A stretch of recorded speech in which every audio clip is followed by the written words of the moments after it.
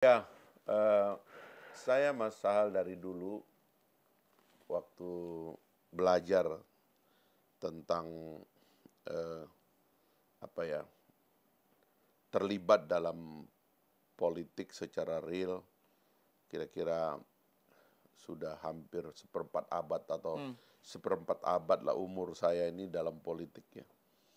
Lalu Maksudnya termasuk kemudian waktu di kami segala gitu? ya sejak kita mahasiswa Iya, lah, lalu oke. kemudian kan 98 Hmm, saya jadi anggota MPR tuh, hmm, ya kan. Sudah bergaul dengan senior-senior bangsa kita ya, Bang Salim Said, ya. Bang Hariman, kemudian Didi Rahbini dan lain-lain dulu zaman kita di MPR itu. Bahkan saya yang sesama-sama anggota MPR sama James Riyadi itu, Hmm, ya, pemilik grup Lipo itu. iya, iya.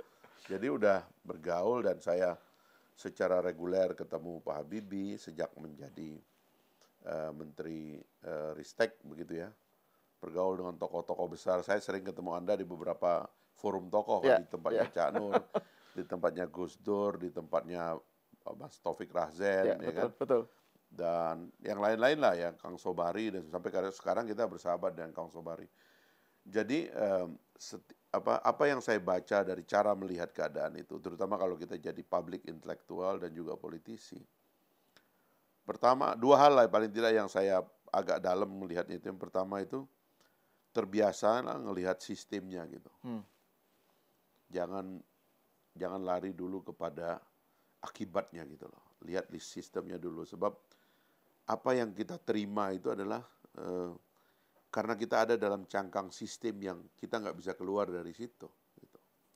Nah karena itulah saya setiap melihat ada orang benci kepada Pak Jokowi pun, ada orang yang apa namanya nggak bisa terima dan sebagainya, itu saya lihat dalam kerangka sistemnya itu yang pertama. Yang kedua, berusaha tidak mempersonalisasi setiap persoalan.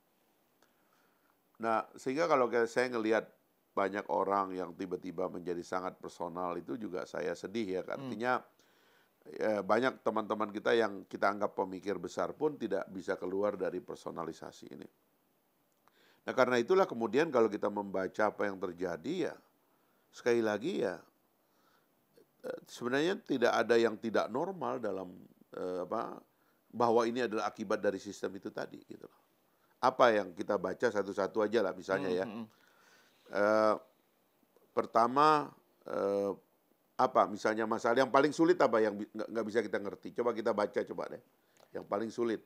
Kalau Kalau kalau tadi misalnya tiba-tiba ada pejabat menjadi sinis ya, ya, bahkan kayak Pak Mahfud nyebut Pak Jokowi pun dengan Mulyono dan agak kasar lah hmm, belakangan hmm, ini. Menurut saya itu pribadi.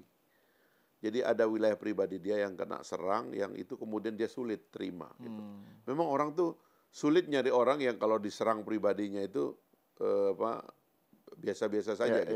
ya. Karena yang kalau kita belajar dari kedewasaan pemimpin kan, termasuk dalam agama Islam itu pemimpin agama ya. Nabi itu kan eh, masalah dia itu kan dia nggak pernah tersinggung kalau masalah pribadinya kan. Dia cuma cemburu kalau agama kan, Ya, kira-kira begitu kan. betul, betul. Tapi pribadi itu sama sekali tidak bergeming dia. Jadi, nah saya kira ini yang terjadi di kawan-kawan kita itu Hmm, tadi. hmm. Satu, personalisasi. Oke. Yang kedua, nggak lihat gambar besar. Loh ini gambar besar, ini semua normal kok sebagai akibat dari sistem yang ada. Bahwa kita kemudian sebelum-sebelumnya nggak kritik sistem ini karena kita dapat untung. Hmm. Tapi begitu kita rugi, kita marah-marah kepada individunya. Padahal sebelumnya kita juga dapat untung. Ya, ini yang misalnya para pengkritik Pak Jokowi dan yang kemudian sebelumnya adalah para pendukung Pak Jokowi, terus tiba-tiba jadi kayak militan, kayak gelap mata gitu. Hmm. Come on, ya, it's the same system. Jadi eh, sampean yang harus istilahnya itu harus mengoreksi diri juga gitu Hmm. loh. Karena kita berada pada sistem yang sama. Gitu. Saya selalu gitu Mas. Oke, Gitu. oke. Makanya saya terus terang waktu saya mendukung Pak Prabowo, tapi di tengah jalan Pak Jokowi punya ancaman-ancaman saya lihat ya dari problematika yang eh, sedikit banyak memang inilah PR-nya, Hmm. menghentikan sandera kepada presiden. That's problem sistemik, Mas. Sistemnya nggak maunya gitu. Jadi misalnya, sejak kapan boleh ketua umum partai politik ikut mengendalikan kekuasaan? Nggak pernah, Mas. It's not in the constitution, it's not in the undang-undang, nggak ada, Mas. Saya waktu dulu saya konflik sama teman-teman di PKS. Sampai saya membuat kajian sendiri dan membuat buku. Saya baca semua undang-undang. Partai politik itu peserta pemilu, bukan pengendali negara. Pengendali negara itu adalah orang yang dipilih, elected official. Ya. Itu pengendali negara. Tapi kita keterusan. Partai politik menjadi peserta pemilu, tiba-tiba ketua umum partai politik mengendalikan negara. Padahal dia tidak dipilih rakyat. Rusak, Mas. Kita mesti address ini dari awal kepada Pak Prabowo. Partai politik, kau boleh peserta pemilu. Ya, karena kau juga ditoblos rakyat, tapi pada dasarnya rakyat itu bermigrasi. Karena siapa yang terpilih itu kan siapa yang dapat suara paling banyak. Ya. Artinya kan rakyat milih orang. Lah kalau rakyat sudah milih orang, terus ngapain ketua umum partai politik ikut mengendalikan dari belakang? Ini yang mengerusak. Dan itu yang dihadapi oleh Pak Jokowi, ketidaknyamanan duduk di kursi presidensialisme, tapi pada saat yang sama dia tahu di sekitarnya ini diterpedo oleh banyak kelompok. Bagaimana coba caranya itu? Ini kita omongin dari sekarang. Makanya saya bilang berkali-kali tentang Pak Prabowo, jangan kalian coba-coba ganggu Pak Prabowo. Saya sendiri terus terang, Mas, ya. Kalau mau jadi mulut nggak enak, saya mau ngomong menjadi mulut yang jangan ganggu Pak Prabowo, jangan ganggu Presiden. Supaya nanti juga kalau kita nagihnya enak. Sekarang kita mau nagih Pak Jokowi susah, Mas. Yang bermain di sini siapa? Yang bermain di sini siapa? Kementerian pesta sendiri. Pak Jokowi setengah mati pengen mempercepat investasi, bahkan mengakselerasi dengan lahirnya peraturan pemerintah, kepres untuk percepatan investasi.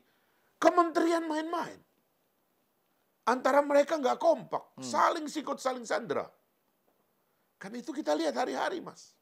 Dan kalau kita mendekati, dia bilang saya punya 2 bos. Saya bukan cuma bos saya, bukan cuma presiden.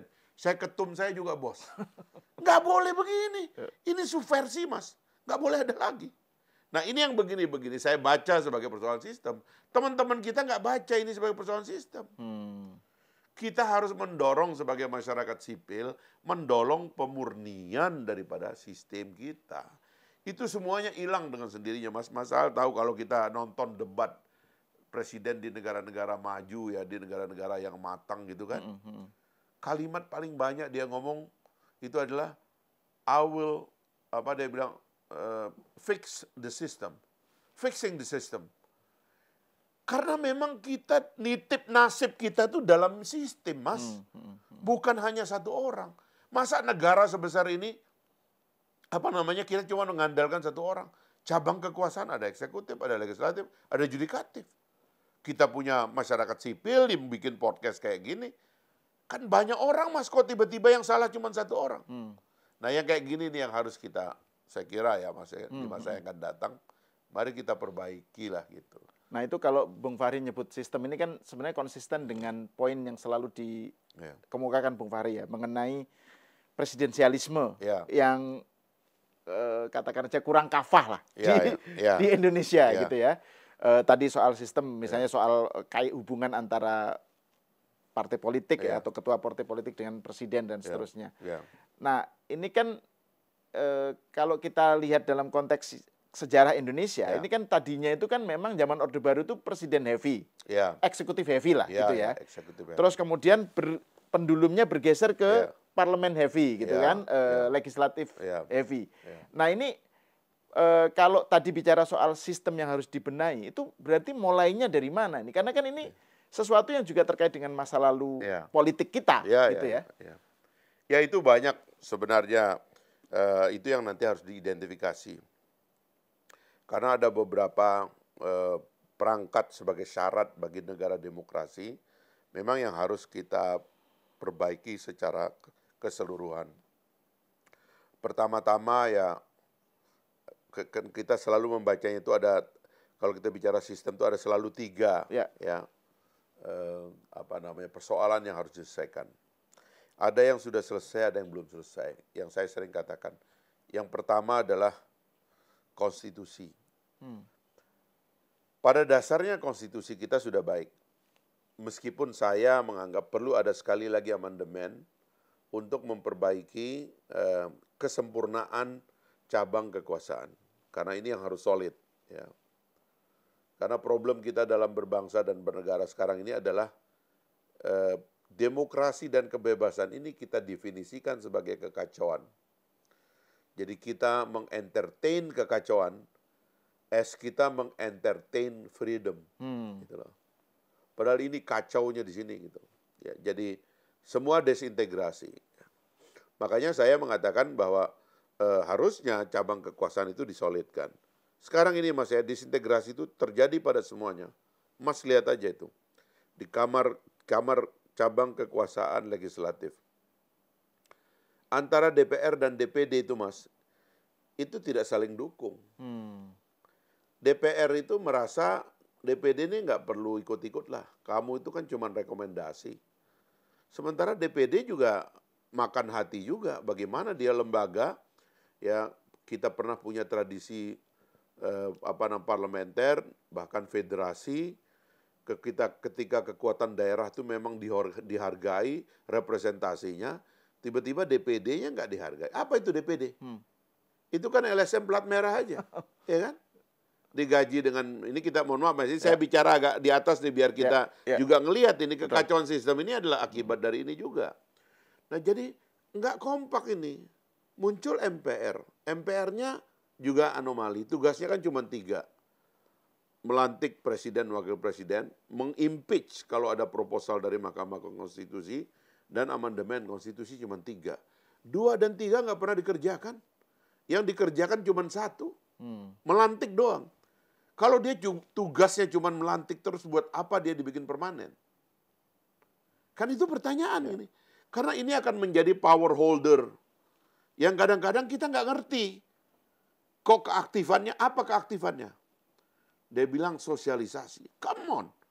Lembaga sebesar ini bertugas sosialisasi. Sosialisasi tugasnya PR. Tugasnya buzzer, tugasnya orang di marketing department atau begitulah gitu. Nah ini kan sekali lagi amandemen yang saya katakan ini mesti disolidkan. Di kamar judikatif Mas. Di kamar judikatif itu antara KY, MA dan MK ini juga belum kompak.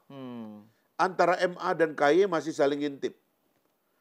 Pengawasan yang dilakukan oleh KY kepada MA terutama itu masih saling mencurigai. MK dan MA coba bayangkan kemarin itu yang keputusan tentang umur itu kan. Kan MA membuat keputusan atas satu judicial review yang melihat bahwa batas umur pengajuan calon itu tidak jelas. Apakah pada saat pendaftaran, pada saat penetapan, pada saat kemenangan, atau pada saat pelantikan. Orang ini bingung, ini umur tuh yang mana? Lalu kemudian yang di judicial review adalah keputusan keputusan KPU yang mengatakan ditetapkan pada saat pendaftaran. Oleh MA mengatakan bukan, tapi pada saat pelantikan. Dia bilang karena dia mulai bertugas. Lalu MK bikin keputusan. Dia bilang enggak, yang benar itu adalah pada saat pencalonan lagi. Jadi buyar. Ini institusi itu mengirimkan sinyal ketidakpastian. Dan kadang-kadang kita itu Mas ya, wah bagus katanya gitu, biar ini ada check and balance. Loh, check and balance di satu cabang itu enggak baik. Cabang itu harus solid. Kamar-kamar kekuasaan ini harus solid. Jangan kemudian menjadi sumber ketidakpastian. Saya banyak komplain lain lagi Mas. Sistem banding Mas. Pengadilan negeri, pengadilan tinggi, kasasi, PK1. Dalam perdata nggak jelas PK mau sampai berapa. Mas, itu saling tumpang tindih Mas. Saya ngurus satu, ya ini karena lagi pensiun kan Mas, ngurus satu perizinan. Ini ada satu perusahaan yang oleh presiden sudah diresmikan mau jalan untuk satu proses produksi gitu tuh, Tiba-tiba di atas izin ini ditumpuk sama izin lain. Dicek-cek, ini izinnya keluar dengan rekomendasi palsu. Digugat, Mas. Begitu digugat apa? Pengadilannya bilang ini yang palsu, ini yang menang. Terus kita bilang ini bagaimana ini? Ini jelas ini palsu. Oh, tapi karena mainnya di departemennya nggak mau membuat pengakuan bahwa itu palsu. Lama-lama orang bertarung dari pengadilan negeri, pengadilan tinggi, kasasi, Mas, PK. Ya kan? Begitu di PK ini kan mulai seimbang ini pertarungan, Mas. Apa yang terjadi? Rekomendasi dari lembaga itu mulai mengatakan bahwa benar rekomendasi itu palsu. Dia ngakui bahwa izin ini keluar dari rekomendasi palsu. Kita datang ke pengadilan, ini ada surat pengakuan bahwa ini palsu. Apa kata mereka? Karena sudah masuk ke pengadilan, tidak bisa dibatalkan begitu saja. Jadi yang sudah jelas-jelas salah, Mas, karena sudah masuk ke pengadilan dan dinyatakan benar. Nggak bisa. Investasinya mandek puluhan tahun, Mas. Saya membantuin orang asing juga banyak, yang teman-teman saya dari luar negeri, dari Saudi, dari Turki, dari macam-macam negara ya. Saya bantuin, itu yang kita hadapi, Mas.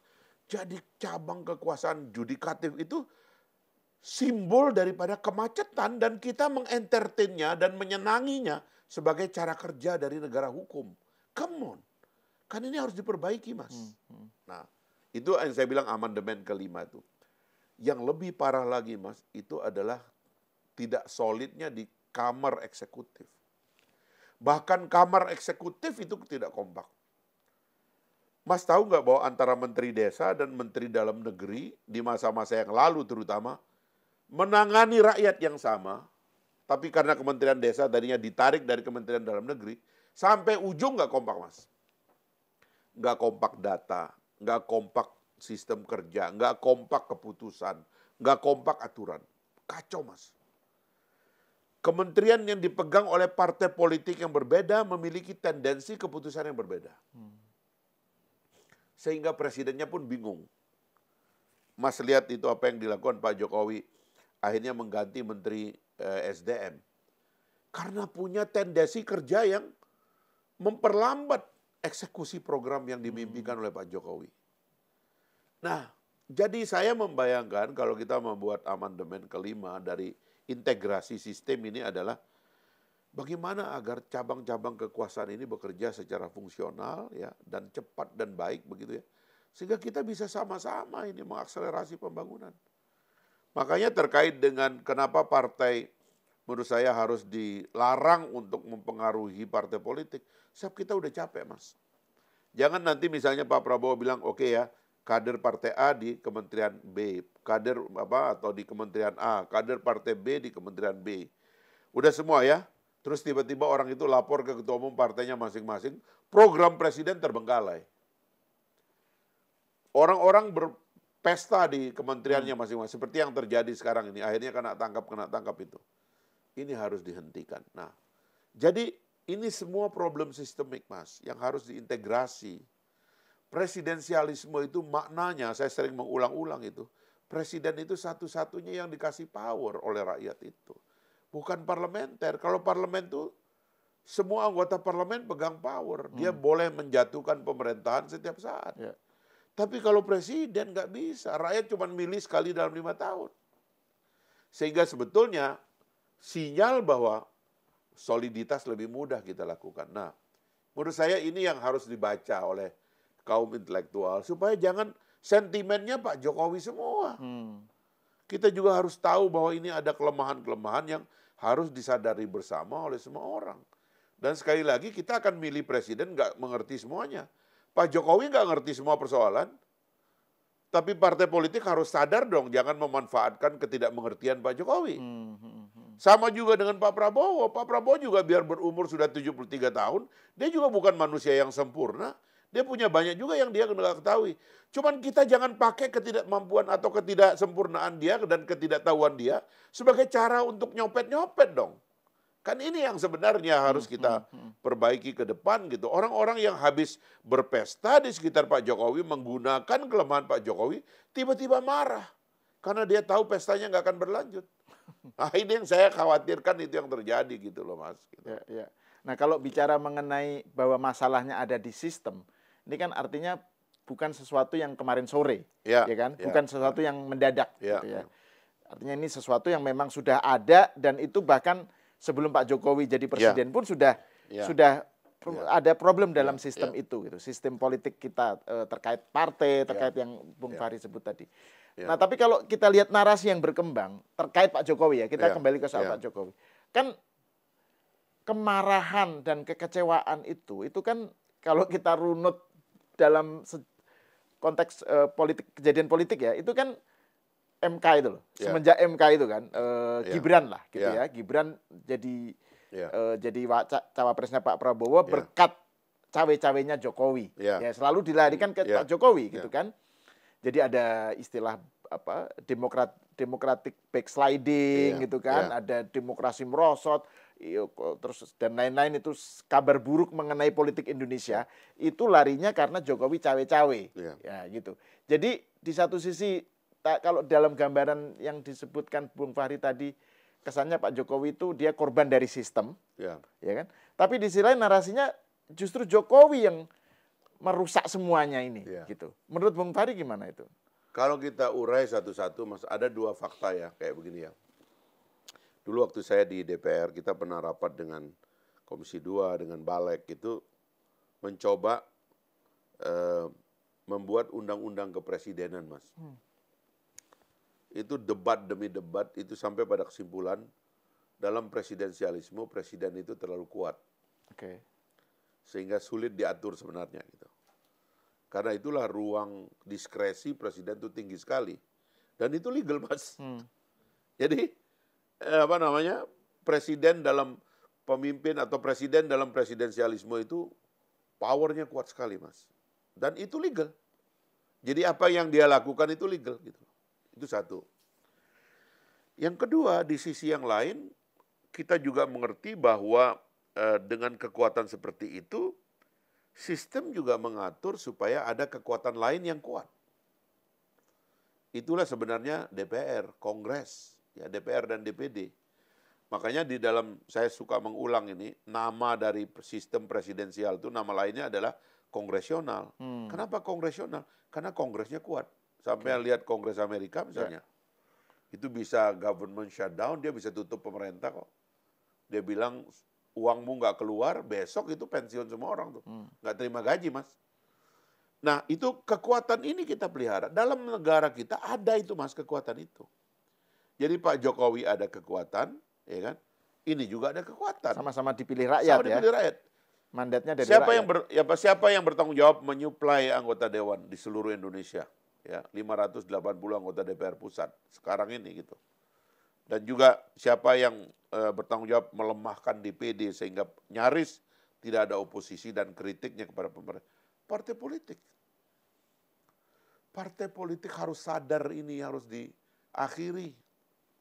Biarkan anggota DPR-mu berbicara berdasarkan aspirasi rakyat yang mereka wakili sekeras-kerasnya, sebab sekeras-keras suara mereka nggak akan nyentuh presiden. Itu kan cuma menyentuh menteri. Kebanyakan rapat dengan presiden nggak pernah. DPR, DPD rapat dengan presiden cuma sekali setahun, pidato nota keuangan. Setelah itu tidak ada lagi forum yang mewajibkan presiden datang rapat dengan DPR. Itu artinya silakan ini galak. Masalahnya kalau partai politiknya nyuruh anggota dewannya diam karena lagi deal privat dengan menteri-menteri yang ada, itu yang kacau, Mas. Menteri-menterinya. Menteri-menteri yang ada, iya. Tolong jangan terlalu keras. Itu kita lagi urus izin di situ. Kan rusak, Mas. Itu terjadi kenapa? Karena dalam kepemimpinan partai politik dia punya hak nyawa kepada anggota dewannya. Itu yang saya tentang, Mas. Kenapa saya istilahnya tuh keluar menjadi rebellion kepada partai saya sendiri? Karena saya nggak setuju anggota dewan diatur dari belakang oleh ketua umum partai politik. Salah, Mas. Kita ini mau negara yang modern, terbuka. Jangan saya sedikit keras ngomong, janganlah ini begini, ini begini. Loh, saya kan cuma bertanggung jawab kepada konstituen saya. Kalau konstituen saya mengatakan katakan itu karena itu yang kami rasakan, katakan dong. Yang punya kekebalan kan anggota dewan. Nah, ini sistem ini nggak jalan, Mas. Akhirnya apa? larinya menyalahkan presiden. Kenapa presiden bisa disalahkan? Seperti saya katakan tadi, terlalu kuat. Jejak presiden itu, Mas, mau ada atau tidak ada, ada. Karena semua ini power eksekusinya ada di tangan presiden. Tapi bukan berarti presidennya salah, karena memang jejaknya pasti kuat, Mas. Presidensialisme itu seolah-olah, Mas, saking kuatnya itu, ada semut terbakar di tengah hutan seolah-olah presiden tanggung jawab. Sekarang apa yang nggak presiden coba? Apalagi nih zaman sosial media. Ada akun ngaco presiden. Ada ibu-ibu yang kena bully presiden. Apa yang nggak presiden? Tapi itu adalah nasib dari presiden juga, tapi kita kaum intelektual jangan gitu cara ngelihatnya dong. Lihat sistem juga dong. Nah, itu saya kira itu yang terjadi, Mas, misleading orang melihat presidensialisme itu begitu. Nah, kaitannya dengan soal sistem ini masih menurut saya menarik karena ini akar masalahnya kan di sini menurut Bung Fahri ya. Kan kalau saya mau kembali ke soal Pak Jokowi lagi. Kan narasinya kan waktu itu ketika Pak Jokowi katakan saja masih didukung oleh PDIP atau oleh kaum intelektual, NGO, Prodem dan seterusnya itu kan karena Pak Jokowi waktu itu masih sebagai petugas partai. Dan petugas partai itu pengertiannya oleh orang PDIP kan dimaknai petugas partai itu artinya taat kepada konstitusi yang diperjuangkan oleh partai lah gitu ya. Petugas partai itu artinya mendukung konstitusi gitu. Tapi intinya masih petugas partai. Ketika Jokowi sendiri, nah itu di situ dia menyimpang gitu. Jadi iya kan ininya begitu. Tuh kan Jokowi begitu dia nggak petugas partai, dia seenaknya gitu. Jadi ini kayak semacam cara-cara Jokowi untuk mengamankan diri dan keluarganya lah gitu kira-kira. Menurut Bung Fahri gimana? Jadi nuansa ini baik di kiri maupun di kanan sama itu, Mas. Absolutisme partai politik itulah yang agak berbahaya gitu. Karena menganggap bahwa sepenuhnya seorang kader partai adalah milik partai. Sepenuhnya begitu. Padahal kalau dalam demokrasi itu ya coba lihat negara-negara yang demokrasinya matang tuh, Mas ya. Kan ketua umum partainya kita nggak kenal. Nggak, iya. Di Amerika juga kita nggak tahu tuh ketua Demokrat siapa, ketua Republikan siapa. Karena dia sibuk di dapur. Kerjaannya itu ngatur training, ya kan, rekrutmen, kaderisasi, cetak buku, ideologi partai, kebijakan pembangunan, rancangan undang-undang yang akan diusulkan untuk diadvokasi oleh pemerintah yang sedang berkuasa dan sebagainya, ideologi partai. Kerjanya di belakang layar, Mas, semuanya. Urusan berkuasa adalah kader yang lolos dari rahim partai ini, lalu dicalonkan dan dipilih rakyat. Tapi waktu mereka berkuasa, nggak ada kesibukan mereka untuk ngurus yang berkuasa. Sebab itu adalah hak rakyat. Dia kan dipilih oleh rakyat. Kesibukannya partainya apa? Dia kembali ke dapur. Ini harus lebih banyak gitu. Makanya kalau mereka pidato, dia bilang ini adalah partainya Jefferson, ini adalah partainya Washington, ini adalah partainya Bush, ini adalah the party of Reagan, macam-macam lah. Jadi dia nisbatkan itu kepada kader-kader raksasa yang dilahirkan oleh partai. Lah bukan kemudian saban hari ngintilin orang yang berkuasa, kekuasaan. Presiden disuruh-suruh, anggota dewan disuruh-suruh. Ya kan? Dan kadang-kadang kita dengar istilah Korea-Korea. Ya, itu. Siap. Apa? Nggak boleh itu. Ini negara demokrasi. Meskipun saat itu diterima oleh publik sebagai sesuatu yang guyon ya, melucu ya. Kan memang Pak Bambang Pacul ketika dalam, itu kan dengan Pak Mahfud kan, dia bilang, ya kita sih oke ini, tapi kita ini kan Korea-Korea. Iya. Itu menunjukkan sesuatu yang problematis. Di mana aspirasi rakyat? Ya kan kalau kayak begitu. Nah makanya saya bilang, partai-partai kita sadar diri, ini salah. Kemewahan kita sebagai partai politik adalah ketika pikiran kita dipakai di ruang publik. Ketika gagasan kita dipakai untuk ngurus negara. Oleh siapapun. Apalagi kalau bisa, kalau kader-kader yang kita cetak ini menjadi pejabat publik. Dan cukup, once loyalty to my country begin, loyalty to my party ends. Kan selalu begitu, Mas. Ini enggak kita ini. Ketua umum partai powerful betul. Dia yang ngurus ini, dia ngurus itu. Dia yang memutuskan nanti si ini loyalitasnya kepada siapa. Itu mesti kita hentikan. Nah, terkait itu juga yang kemudian kita baca dalam penyalahan-penyalahan kepada presiden. Yang saya bilang tadi itu. Powernya di MA dianggap kuat, powernya di MK dianggap mengatur semua hal, powernya. Itu karena presidensialisme, Mas. Tidak bisa dihindari. Karena presiden memang terlalu kuat. Dan presiden itu ada fungsi legislasinya, dia bisa bikin legislasi, undang-undang lebih powerful dari DPR, Mas. DPR kalau bikin undang-undang, bikin naskah akademik, pergi ke luar negeri, studi banding, rapat dengar pendapat, hearing. Presiden sampean jadi Menteri Hukum dan HAM, sore ini saya bikin judul undang-undang, saya minta ini diatur, kasih sampean. Mas Sahal, 2 hari lagi saya minta ada undang-undang, saya mau bikin perpu.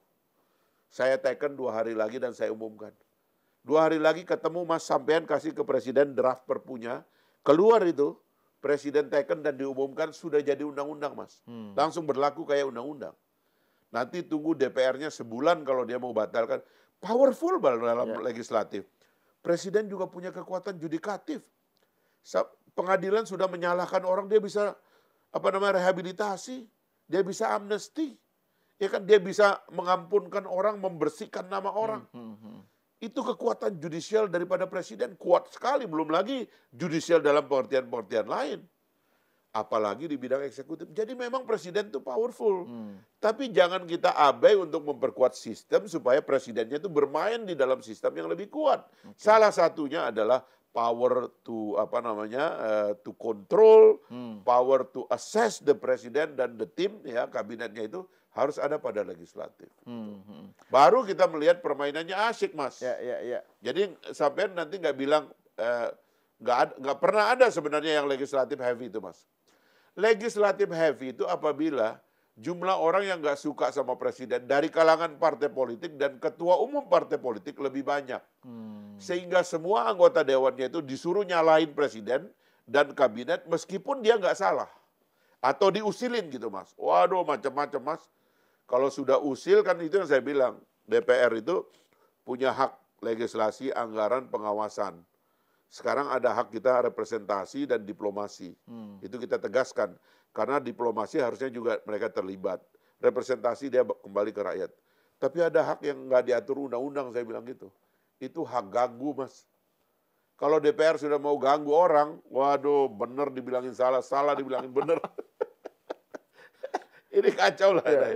Ini kan wilayah politik kan, Mas, gitu. Jadi saya kira mulai harus kita sadari bahwa sistemnya harus diperbaiki. Nggak bisa tidak. Kalau sistem kita tidak perbaiki, kacau aja semuanya. Ini yang terjadi. Tapi kalau penjelasan semacam ini mengandung banyak sekali kebenaran dan poin-poin yang memang terjadi ya. Tapi kan bisa juga dibaca sebagai, itu kan kemudian seakan-akan kayak justifikasi terhadap cawe-cawenya Jokowi. Kan ini sebenarnya yang menjadi akar dari yang dianggap orang itu Jokowi berkhianat itu kan soal cawe-cawe itu. Itu yang saya bilang, kan cawe-cawe itu memang terlalu kuat karena presiden nggak bisa diatur, bahkan tidak bisa diatur dengan undang-undang karena powernya terlalu kuat. Mungkin maksudnya yang dikaitkan dengan cawe-cawe itu soal cawe-cawe untuk meloloskan kepentingan dirinya dan keluarganya. Jadi misalnya politik dinasti nih, kan yang dikritik oleh kaum, katakan aja kawan-kawan dari Prodem itu bukan soal anaknya atau apanya, tetapi bahwa dia membengkokkan aturan supaya anak atau menantunya itu yang maju. Kita satu-satu deh, kita ngomong satu-satu ya. Politik dinasti. Kan saya sudah suka nanya dan berdebat. Mana pasal yang melarang itu? Seorang politisi berkarir anak dan keluarganya dalam politik. Apa salahnya? Dan sebelum Pak Jokowi kan semua juga begitu. Mana ada ketua umum partai di Indonesia yang anaknya tidak menjadi anggota dewan atau pengurus partai, atau bupati atau wali kota, dan lain-lain mana? Kan nggak ada. Kan kalau kita baca satu-satu, ada yang tidak terpilih, iya. Tapi bahwa mereka berkarir dalam politik tidak ada masalah. Memang ada kesalahan orang politik berkarir dalam politik. Akademisi ingin anaknya jadi akademisi, seniman ingin anaknya jadi seniman. Pengusaha ingin anaknya jadi pengusaha, salahnya apa? Itu satu. Yang kedua, dia bilang bengkok-bengkokkan. Ini karena ada pola ngadu lapornya begitu. Sekarang kemarin, Waktu MK memutuskan umur Mas Gibran, semua maki Pak Jokowi. Seolah-olah itu khusus dibuat untuk Gibran. Tapi waktu MK melakukan hal yang sama, membatalkan peluang Kaisang untuk menjabat. Kenapa kita tidak bilang hebat Pak Jokowi ya, dia bantu demokrasi negara ini. Kenapa nggak begitu? Ini kan keliru-keliru ini yang mesti diperbaiki, Mas. Satu yang kedua, Pak Jokowi menyandera politisi, semuanya tersandera. Itu betul. Pertanyaannya, pertama mungkin Pak Jokowi mampu melakukan penyanderaan. Tapi pertanyaannya, kenapa Anda mau disandera? Saya jadi anggota dewan, saya kerja di Senayan 21 tahun, Mas. Galak aja saya terus, nggak disandera. Yang disandera kan yang punya masalah. Lu terus kenapa Anda bertahan sebagai pejabat publik kalau Anda banyak masalah? Kan begitu masalahnya kan? Kalau kita sudah banyak masalah, jangan jadi pejabat publik. Sebab pejabat publik itu orang yang akan memikul beban publik. Kalau Anda banyak masalah, terus merasa tersandera. Bukan salah Pak Jokowi dong, Anda yang salah bersikap. Partai politik nyuruh partainya berbisnis di kementerian. Pak Jokowi tentu dengar, ya, ada pesta anggaran BTS, ada pesta ini di situ. Mungkin dia dengar, saya nggak tahu ya, tapi mungkin. Kenapa Anda bikin pesta semacam itu yang membuat suatu hari Anda tersandera? Kan kembali pertanyaannya, kenapa Anda mau disandera? Lagi-lagi salah Pak Jokowi lagi. Coba sebut semuanya. Ini semua putarannya kayak begitu, Mas. Kewenangan presiden itu di presidensialisme besar sekali. Jangankan presiden di negara demokrasi baru kayak kita. Di Amerika itu, Mas, itu yang namanya Donald Trump, ya. Dia bisa memakai keluarganya, lobby-lobby bisnisnya, macam-macam yang dia lakukan sampai dia mau di-impeach. Terakhir pun tidak bisa di-impeach karena presidensialisme kuat, Mas. Makanya dia bilang itu elected king ya.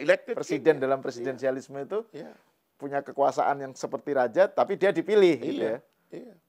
Nah, kira-kira gitu, Mas. Jadi menyalahkan Pak Jokowi sebagai korban dari semua hal itu atau semua pelaku dari semua hal, saya kira itu tidak fair dan tidak mampu membaca sistem dengan baik. Oke. Nah, saya ingin kembali ke soal sikapnya Bung Fahri sendiri ini. Kan tadi saya sebut ya kita tahu lah bahwa Bung Fahri ini kita kan bicara tentang 10 tahun Pak Jokowi ini kan. Kan sejak awal, bahkan sejak Pak SBY malah ya, Bung Fahri itu kan terkenal vokal gitu ya. Pokoknya yang paling galak lah gitu terhadap Pak Jokowi gitu. Nah, tapi beberapa tahun terakhir kan justru malah menjadi semacam pembela gitu ya. Nah, itu apa perubahan dalam diri Bung Fahri yang menjadikan ada perubahan sikap itu? Apa penjelasannya seperti apa itu? Pertama, saya juga ngeritik Pak SBY 10 tahun loh. Dan waktu saya mulai masuk ke dalam pemerintahan itu saya selalu berkontemplasi gitu bahwa masalahnya apa kalau kita jadi politisi ini. Dan ditaruh di ruang oposisi. Karena menurut saya dari awal saya memahami bahwa dalam presidensialisme anggota dewan adalah oposisi. Mau partai mereka ikut mendukung presiden terpilih atau tidak, pada dasarnya mental Anda itu oposisi. Cuman oposisinya adalah kepada kabinet, bukan kepada presiden. Kabinet datang rapat di depan DPR. Saya diberikan hak bertanya, hak menyatakan pendapat, hak angket, hak interpelasi, dan lain-lain sebagainya. Dan yang paling penting adalah saya punya kekebalan. Bahkan saya waktu menjadi pimpinan dewan itu dan bekerja di badan kehormatan itu, saya memperkuat hak imunitas ini.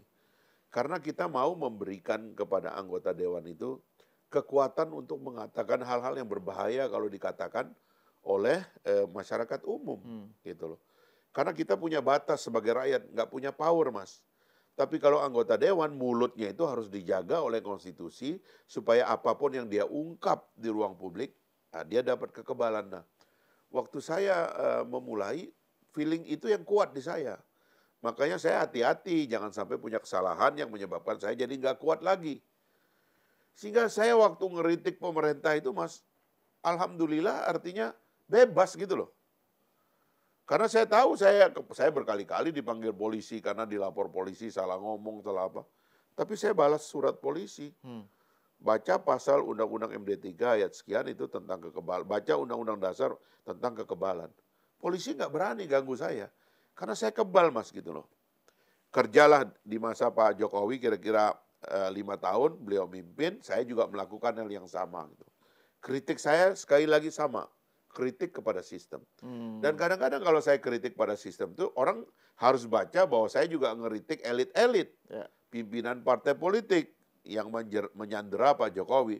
Sambil saya tidak mengerti waktu itu, kenapa Pak Jokowi sendiri mau disandera. Kompleks masalah, Mas. Ada tokoh senior, ada orang yang menggunakan wibawa yang macam-macam kepada beliau, dan sebagainya lah. PKU, kultur, dan sebagainya yang suka ada lah gitu. Sampai saya baca, kasihan juga. Seharusnya beliau nggak boleh diposisikan dalam posisi seperti itu. Mari kita murnikan presidensialisme. Begitu saya pensiun, Mas, saya udah nggak punya kekebalan nih, Mas. Ya. Saya tahu saya juga bisa jaga diri supaya tidak kena masalah. Tapi kan kita tahu juga pasal karet kan banyak. Omongan-omongan saya itu kalau dipakein IT bisa jadi masalah juga itu, Mas. Ya. Dan kita tahu kita nggak punya kuasa lagi untuk menghadapi ini semua. Masyarakat sipil kita juga tidak dapat fasilitas dan juga tidak terpilih karena waktu itu memang saya berhenti dan tidak maju lagi. Jadi saya melihat sistem aja dari luar. Oke, kalau gitu fair sekarang kita berada di luar sebagai rakyat biasa, sebagai pembayar pajak, kita baca seluruh sistemnya. Dan waktu saya membaca seluruh sistem, saya bukan sebagai anggota legislatif. Kalau saya anggota legislatif, saya kritik eksekutif. Nggak mungkin anggota legislatif mengkritik legislatif. Kalau Anda sebagai rakyat biasa, Anda kritik semua dong. Legislatif Anda kritik, eksekutif Anda kritik, ya judikatif juga Anda kritik. Sebagai pembayar pajak, sebagai rakyat biasa. Nah, perubahan ini yang orang nggak tangkap. Orang masih ingin saya tetap jadi kayak anggota dewan, seolah-olah tetap terima gaji, tetap terima fasilitas dan kekebalan. Nggak ada, Mas. Ini yang saya, kita tarik dari belakang. Dan akhirnya saya memang menemukan polanya gitu loh. Bahwa Presiden kasihan juga. Dia juga punya masalah menghadapi power lain yang berpesta di sekitar dia. Dia duduk seperti ini, Mas. Di singgasana kekuasaannya. Tapi dia lihat di sebelah sini becek juga. Apa Presiden harus bertanggung jawab terhadap moral seorang menteri yang bermain dengan partainya? Ini yang harus dihentikan. Loyalitas harus tunggal. Loyalitas kepada Presiden. Jangan ada pesta atau kebijakan, atau keputusan, atau program apapun yang tidak mendapatkan persetujuan dan restu resmi bahwa itu berasal dari Presiden dan untuk Presiden. Anda dengar nggak Pak Jokowi pernah ngomong, hanya ada visi Presiden, tidak ada visi menteri. Beliau mau menegaskan itu karena dia lihat semua ini kok ada permainan lain. Bukan cuma di sektor itu, Mas. Saya mohon maaf, banyak yang saya tahu nih, saya belum ngomong, Mas. Dalam penegakan hukum. Sandera menyandera. Banyak lembaga penegak hukum yang berusaha menyandera ke dalam tubuh Pak Jokowi, ke sekitar Pak Jokowi, atau mereka saling sandera, atau permainan ini membahayakan pribadi Presiden dan Presiden. Lu kan dia lihat ini semua kan. Oh ternyata ada penegak hukum dikendalikan oleh orang lain. Ada permainan ini dikendalikan oleh orang lain. Kan dia lihat ini sistem yang kacau. Ini yang harus diperbaiki. Dan itu semua yang kita minta kesadaran, tolong pemain-pemain belakang layar ini berhenti. Sekarang taruh semua kekuasaan di atas meja, itu semua sekarang dipilih oleh rakyat namanya Prabowo dan Gibran begitu. Dalam presidensialisme kita, Prabowo-nya kuat sebagai presiden dalam semua sistem begitu. Di sebelahnya ada pengawasannya namanya legislatif, DPR dan DPD. Di sebelahnya ada pengadil yang juga taruh di atas meja. Baru permainan ini enak, Mas. Dan, kalau tidak. Dan yang bagian pengawasan tadi itu juga termasuk Kim ya. Kim juga dalam posisi sebagai DPR, dia harus menjadi pengawas gitu ya. Mereka ngawasin menteri karena ini pembantu presiden. Saya nanya begini karena kan selama ini kan belakangan ada narasi tentang hancurnya atau lemahnya oposisi gitu kan karena semua terserap ke Kim Plus termasuk ada wacana soal PDIP lagi berdekatan dengan pengen masuk juga gitu loh ke Prabowo gitu ya. Sehingga ini oposisi hilang gitu kalau tidak ada penyeimbang gitu. Jadi seakan-akan posisi DPR itu tidak seperti yang Bung Fahri katakan. Begitu dia kimplas ya dia pasti menjadi stempelnya eksekutif gitu. Itu dia yang orang jarang mengerti bahwa dalam presidensialisme dua cabang kekuasaan dibentuk langsung oleh rakyat. Presiden dan wakil presiden dibentuk langsung oleh rakyat.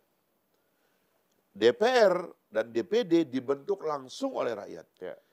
Dan tugasnya beda. Kepada presiden, ya, rakyat mengatakan bentuk kabinet, ya, bagi kekuasaan dan uang, ya, dan kesempatan, ya, kepada semua orang, eksekusi, ya kan, bekerja yang baik dan seterusnya.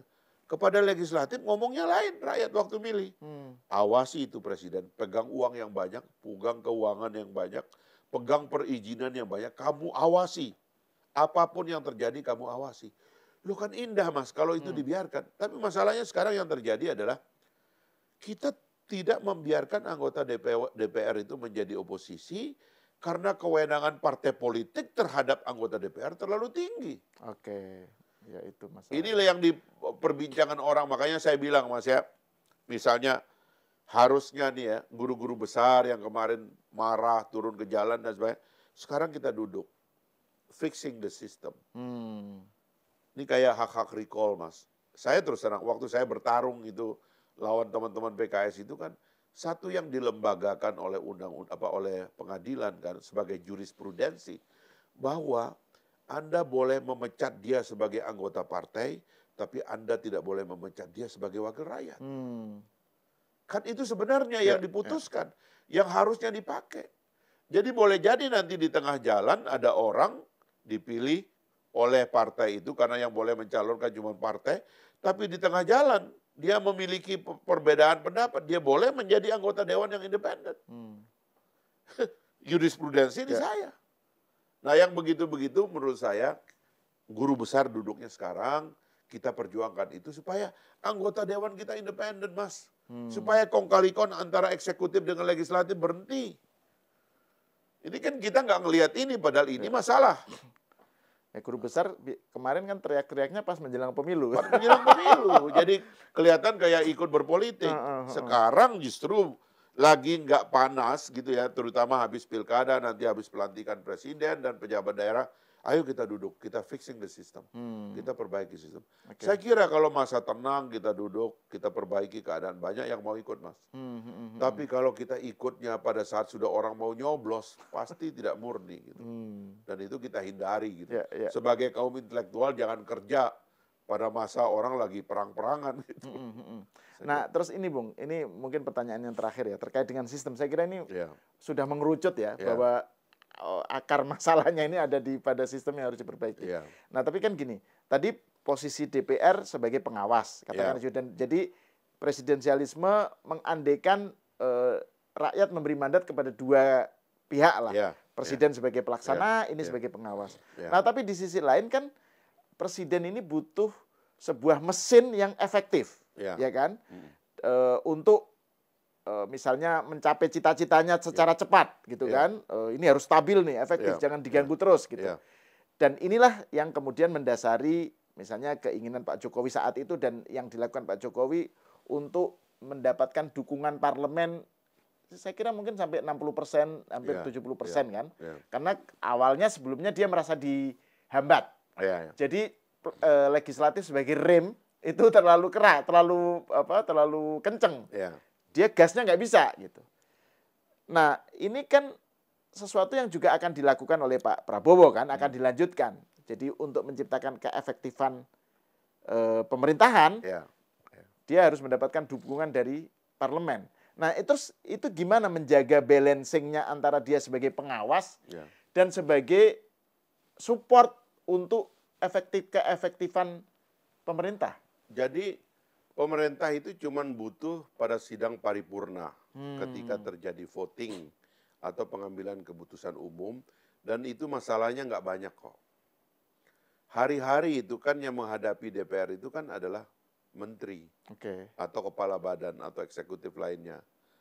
Yang menurut saya semakin dia jago menghadapi dewan, itu menandakan bahwa tingkat keyakinan dia terhadap penyelaksanaan atau pelaksanaan visi, program, dan gagasan presiden itu semakin baik. Jadi semakin galak anggota dewannya menghajar ini menteri, dan menterinya semakin bisa meyakinkan dewan, ya, itu artinya pejabat itu bagus. Kalau dia tidak bisa menghadapi dewan, ya mohon maaf aja. Berarti Anda tidak qualified.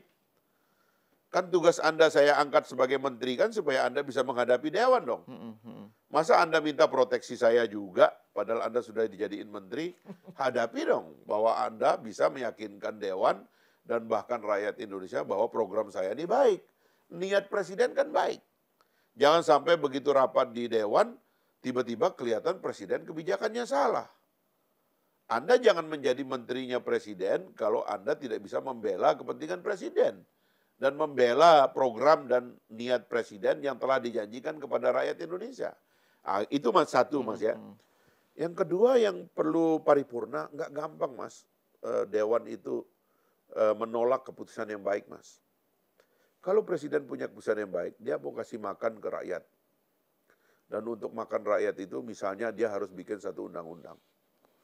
Atau dia mau memberikan rumah kepada rakyat. Dan untuk memberi rumah itu, dia harus membuat sebuah undang-undang yang memerlukan keputusan. Harusnya mudah, mas, meyakinkan dewan itu. Karena dewan juga takut beroposisi atau berbeda pendapat dengan rakyat.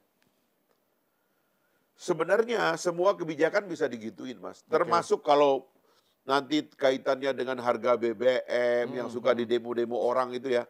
Soal urusan dengan kaum buruh, itu soal gampang kok. Kita kalau ngomongnya baik, clear semuanya, orang pasti terima. Ini bukan keputusan untuk kepentingan pribadinya presiden, tapi untuk kepentingan masyarakat dan rakyat dalam jangka panjang. Dan itu oleh menterinya harus jago dia jelaskan kepada publik. Untuk itu Anda jadi menteri dong. Masa Anda jadi menteri tapi semua orang nyerang presiden dan kita anggap itu baik? Ya kan? Tidak dong. Jadi jangan juga kemudian mengizinkan presiden nanti memakai politik belakang layar. Karena ini yang nanti agak repot, mas. Kalau kita karena gara menterinya nggak jago menjelaskan satu program, lalu partai-partai atau anggota dewannya nggak bisa diyakinkan, lalu presiden pakai power lain bermain di belakang layar. Kalau itu dilakukan, nanti powernya presiden melemah, mas. Sebab ternyata dia sudah melakukan sesuatu di belakang layar dan itu menyerang balik dia. Kita suka apa tidak apa yang terjadi dengan Pak Jokowi, kenapa ada partai politik yang menganggap beliau remeh, ya kan, ngomongnya nggak enak, atau bekas pejabat yang ngomongnya jelek, itu mas sedikit banyak karena menterinya nggak becus, lalu presidennya terpaksa memakai kewenangan di belakang layar. Itu yang saya bilang, presidensialisme ada dua, mas. Presidensialisme di atas meja dan presidensialisme di bawah meja. Kita harus mendorong presiden kita untuk terus-menerus menggunakan presidensialisme yang transparan di atas meja. Jangan paksa dia untuk menggunakan kewenangan di belakang layar, sebab itu ada dan legal, mas. Orang nggak tahu apa cerita misalnya kewenangan-kewenangan presiden. Badan intelijen misalnya, mas. Badan intelijen itu adalah pencuri, ya, yang bekerja atas dan untuk presiden, single user, ya, dan nggak boleh ketahuan. Intelijen itu di seluruh dunia adalah lembaga yang tugasnya ilegal, tapi karena dia menjalankan perintah presiden, itu menjadi legal, mas. Seperti intelijen CIA di Amerika Serikat, membunuh kepala negara lain, itu ilegal, mas. Itu perintah Presiden Amerika, tapi jangan ketahuan. Semua intelijen begitu. Jadi presidennya ada yang di atas layar, ada yang belakang layar. Tapi kita dorong presiden kita untuk menggunakan sesuatu yang di atas layar, kan begitu. Cara melihatnya gitu.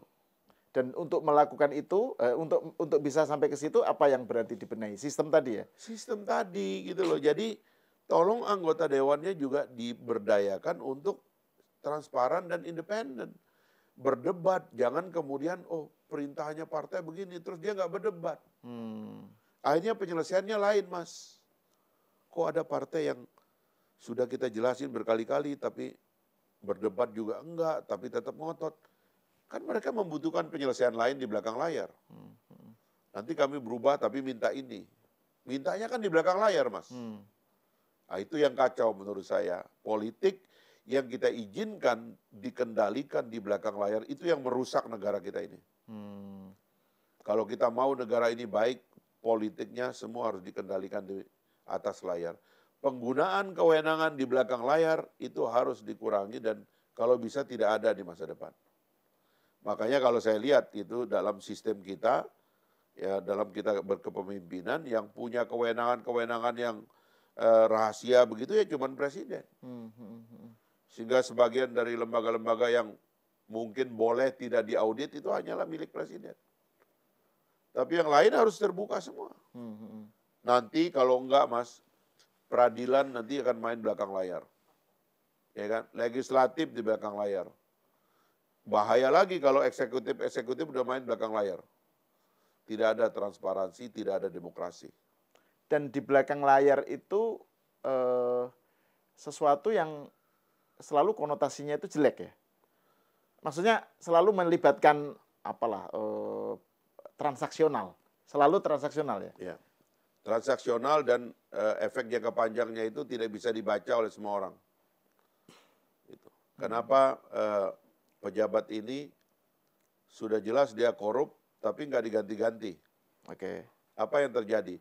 Karena ada perjanjian di belakang layar antara power ini dengan power ini supaya dia jangan diganggu. Padahal kalau pejabat korup ada di situ, yang rugi siapa ya? Keuangan negara, yang rugi rakyat. Nah, yang begini-begini menurut saya mulai kita perbaiki, benahi presidensialismenya. Ya, posisi presiden itu adalah pengendali kekuasaan eksekutif.